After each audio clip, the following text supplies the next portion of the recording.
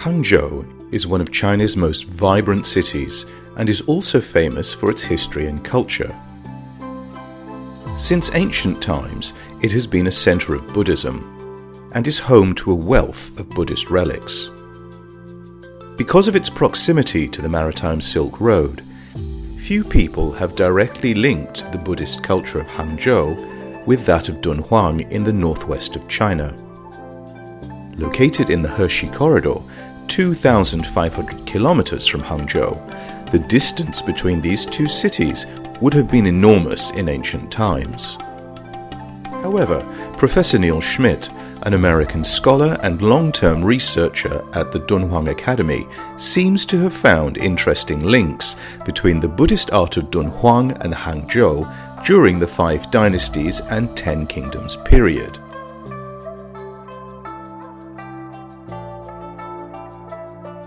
In this episode, he makes a special trip to Hangzhou to explore traces of this history. Today, I came to Hangzhou because I wanted to go to the Zhejiang Provincial Museum and look at some objects. And these objects are very important because they have to do with my research in Dunhuang. And in Dunhuang, I discovered that there's a certain phenomenon, no explanation for these very strange occurrences. So if we look at, for example, a cave from the Tang Dynasty, and we look at the corners of the ceiling, there are no objects. But suddenly, in the Five Dynasty periods, we have these very interesting corners. And in those corners are the four heavenly kings, Si Tianwang. And so they suddenly appear. And there are other examples here, for example, in cave 55. And so it's very interesting. Nobody has explained why. And it was my interest in coming to Hangzhou, to the Zhejiang Provincial Museum, because I think I found an answer. I think I found a solution to this. And it has to do with Ayuwang Ta, or Ashoka stupas. And my theory is that Dunhuang caves, mogao caves, were influenced by what we call reliquaries, or shelita.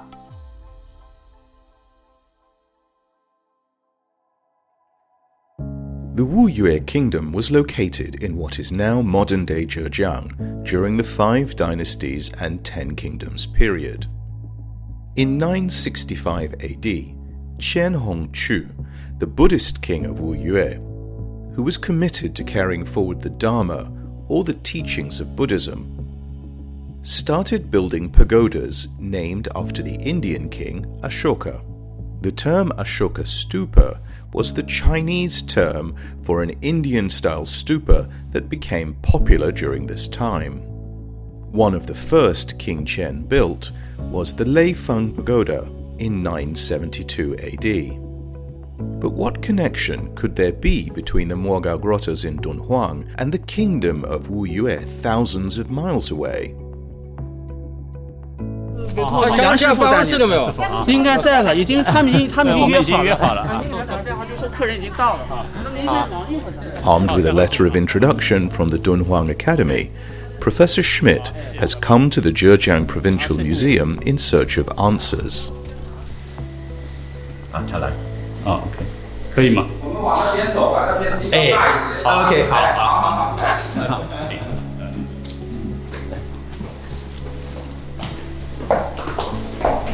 哎，我现在在考古所工作呀，总共是我91年毕业以后，然后一直就在文博士中。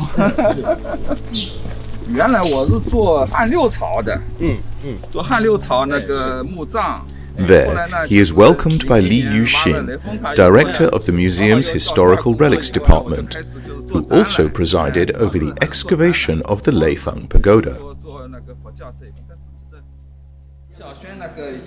Director Li Yuxin is an expert in the Wu Yue Kingdom. After learning of Professor Schmid's visit, he shared a lot of academic material about the Wu Yue Kingdom's Ashoka Pagoda. A vivid conversation about the shape of the stupa ensued. 佛的一种涅槃，但是它里面呢，你看这儿可以看过去，这是一个金的一个容器，但是呢，这个金的容器呢，它是一张纸一样卷过来，它是这种的，不是焊起来，然后形状像冠形状，它4个头，3个面都是弧形的，在一个面上面可以看出来，它是交错，是这样卷起来。In 907 AD, the Tang Empire collapsed, and China entered the fragmentation of the 5 dynasties and 10 kingdoms period. During this period, Dunhuang was held by Gui Yijun commander Cao Yunzhong as part of a province then known as Shazhou. Meanwhile, Hangzhou was the capital of the Wuyue kingdom. The 2 cities were thousands of miles away from each other, with a number of kingdoms in between them, making cultural and political communication difficult. But Neil Schmid believes that there is a connection between the decorative elements of some mogao grottoes and items found in the Wuyue kingdom during the same period, including the Ashoka Pagoda, Buddha images, and the 4 heavenly kings in the corner of some of the mogao grottoes. He believes this shows a connection between the two. 他们对佛传有兴趣，对佛传有兴趣，所以在这里这是一个佛传，这是个佛传的故事，对，这是变相或者镜片，但是所以他们也利用那个佛传，在那个因为我的意思是这些洞窟，这是曹已经洞窟是跟他们模仿一下，那个阿育王他的形式，所以这个我觉得很有意思，所以因为没有人来解释为什么突然这些四天王出现。So here, this is Shazhou, right? So this is where Dunhuang is, and we're here where Wuyue Guo. And the same thing happens, right? So it's the end of the Tang dynasty. The Tang dynasty collapses. And suddenly, these independent kingdoms, they need to find a way to give themselves legitimacy, right? Authority. And so what happens is they start to use whatever they can. And one of the things that they use are Ashoka stupas, Ayuwang Wuyue kingdom. They use these very, very interesting structures. And I found that there are very close similarities with mogao caves. For example, here we have these heavenly kings in the corner. I think we can think of it this way. We can think that across China, there were connections. We don't have a lot of evidence. And so my mission, the reason for coming to Hangzhou, was to see if we have proof, if we have evidence of this. And I think I found it. Professor Schmid has found some more direct and compelling evidence in the image of Liu Shahe. He became famous during the Northern Wei period and had a strong influence in the northwest of China. His image can be seen in Cave 72 at the Mogao Grottoes. However, he was not seen as often in other parts of China. And yet Professor Schmid believes that he has found a trace of Liu Shahe's Ruishang thousands of miles away. 他们说是阿弥陀佛。那就是不是？你看是一个阿育王塔，但这个阿育王塔是我知道，这个在他们展厅里，我去拍了无数次，但是我从来都没有想，哎呦，你跟我这么一说，那我得。In the form of the statue in the stone Ashoka Buddha model in Hangzhou Museum. This has long been thought to be a representation of the Amitabha Buddha. But after examining the statue's gestures and posture, Professor Schmid believes that it is actually Liu Shahe. No one has ever made this connection before, and even Professor Schmid made this discovery by chance. 哎，对，你看那个。那这个时代的话是属于那个，就是属于那个沙洲时期。对。So this person, this character Liu Shahe, and this Ruishang, we also found in Dunhuang, right? So Dunhuang in Wuyue Kingdom clearly have some links. And it's very, very interesting because nobody has looked at this before. It's the first time somebody has looked at this. And Li Yuxin, Director Li, was very excited to find this evidence. He thought it was great. So this is a very, very interesting discovery, which is evidence that proves there were connections between Dunhuang and Wuyue. 知道这个东西呢，是要这件封板，这块是块封板。这件塔是瑞光塔出土的。这是瑞光塔的。哎，这是瑞光塔。还跟我说曼陀塔的。我对人还是比较熟悉的。当然有可能是我错了，也有可能啊。To get a closer look, Director Li has applied for permission to take the 1,000-year-old iron representation out of the warehouse for Professor Schmid to examine. Being able to touch history directly like this is a rare and valuable experience. 哎呀，我现在都不敢接触文物了，紧张的都是。这一件呢，应该是小轩，应该是会光塔吧？看看啊。说我4点半。我们够，时间够，哎，就弄完就去还掉了。会光塔小轩呢，就这一角，有一个角，你看这样子的。对呀。这件图案算是很清晰的一件。是。图案很清晰的。我要按照您的线索说了。这一面呢是那个鸽肉帽鸽，因为为什么？对，一个鸽子就可以显现出来。然后呢，它整个是一种镂雕的这种表现方式的。然后呢，这一块呢，上面有这个树的，就是表现的月光王的，就是是保守，根据他们研究者的说法。然后这一个呢是呢，按照我的这个呢，它是一个角被老虎这样吞掉了，那么就是那个就杀头太子舍生四虎这么一个图，然后这一面呢，就是呢那个用一把匕首，然后呢就是好像是刺眼睛这种。So here we have these examples of these are Ashoka stupas, and here in Hangzhou there are many examples, and so we looked very very closely at some of the features of these. And discovered that there are similarities, and some of the similarities have to do with the Buddhas here, right? Or sometimes we have heavenly kings here, but also the stories here. So we have what are called Bencheng Gushi or Jataka stories, also Fuozhuan here. So these are the exact same features that we have in mogao caves. So it was a brilliant visit. I was really excited.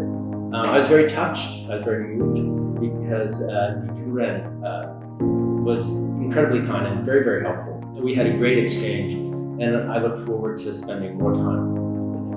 免费了，免费都已经有10来年了呀，已经是。可能是。免费就是太好了。这倒是那个中国还是走在比较靠前的啊，就是我们这种整级的博物馆都免费，都免费的。扫一扫，好，发送，好，谢谢啊，不用，谢谢，谢谢啊，好，反正是我们就联系你，方便的时候你跟我说一声，反正是那我就下次就可以安排一下的啊，因为什么这种东西呢，不光是我们省管，我们浙江很多地方也都有，今天特别好玩。Bidding farewell to the enthusiastic Dr. Li the following day, Professor Schmid sets off for Hangzhou Museum to take a closer look at stone Ashoka Pagoda model, which he believes bears the Ruixiang of Liu Yuxin. This is an important part of the trip. Professor Schmid believes the stone Ashoka Pagoda model is direct evidence of a cultural connection between Shazhou and the Wuyue Kingdom.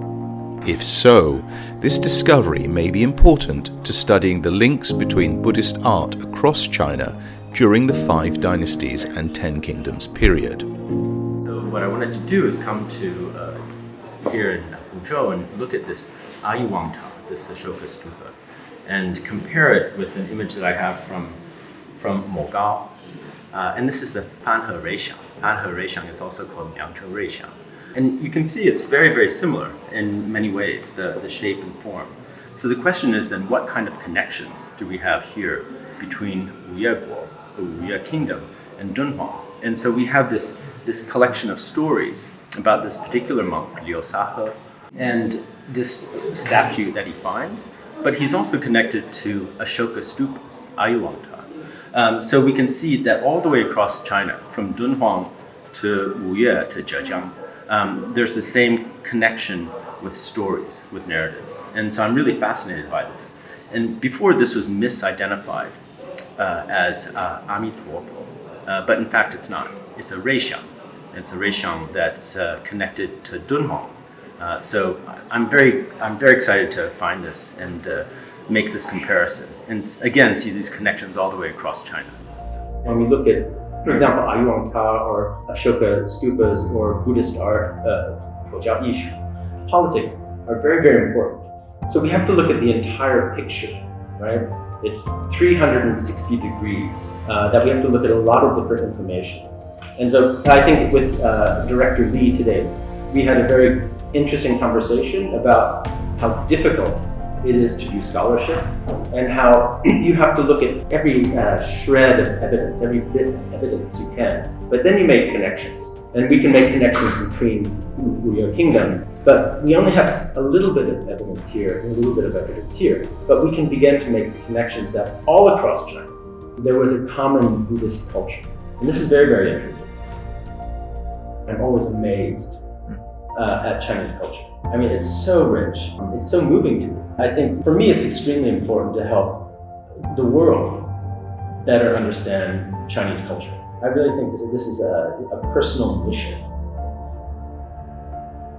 Every time I come to a Chinese museum, especially like the Zhejiang Provincial Museum, I can't believe all the materials that are there and the fact that people don't know about them. And so doing something like this project, this research project, is just a very small step in a much larger project. Over the centuries, explorers, scholars, and adventurers have been drawn by Dunhuang's allure. Their work has helped reconnect the mogao grottoes to the rest of this vast country across time and space. In turn, the grottoes have given their admirers the chance to explore their own identities and to discover in the process a sense of academic, cultural, and even personal belonging.